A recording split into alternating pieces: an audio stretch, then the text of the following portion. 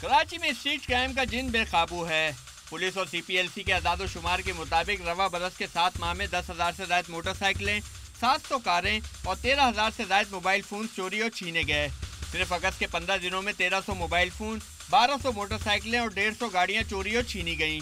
Police report کے مطابق 70% street crime asset zone میں ہوئے، جہاں گلشن اقبال کا علاقہ سر فہرست ہے۔ فیروز آباد اور شارع فیصل تھانوں کے حدود میں آنے والے علاقے بھی اسٹریٹ کرمنلز کا آسان ہدف ہیں۔ دوسری جانب CIA نے اسٹریٹ کرمنلز کے خلاف کارروائیوں کے لیے لائحہ عمل طے کرنے کا دعویٰ کیا ہے۔ یہ سجیسٹ کیا ہے کہ یہاں پر RRF کی پلاٹونز کو بھی ڈپلوائے کیا جائے اور متعلقہ ڈسٹرکٹ SPs اور زونل DIGs بھی جو بھی ان کے ریزروز ہیں اس میں سے نفری نکال کے وہاں ڈپلوائے کریں ان اوقات میں جب یہ اسٹریٹ کرائم زیادہ ہوتا ہے۔ تو ہوپفلی اگر ان 9 پولیس اسٹیشنز پہ فوکس کیا جائے گا تو اسٹریٹ کرائم میں کافی فرق پڑ سکتا ہے۔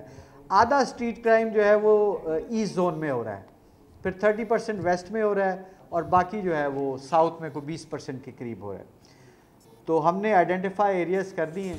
کروڑوں روپے کی قیمتی اشیاء سے محروم ہونے والے کراچی کے شہریوں نے پولیس اور قانون نافذ کرنے والے اداروں سے اسٹریٹ کرائم پر قابو پانے کے لیے جامع حکمت عملی مرتب کرنے کا مطالبہ کیا ہے۔ Asim Khan, Dawn news, Karachi.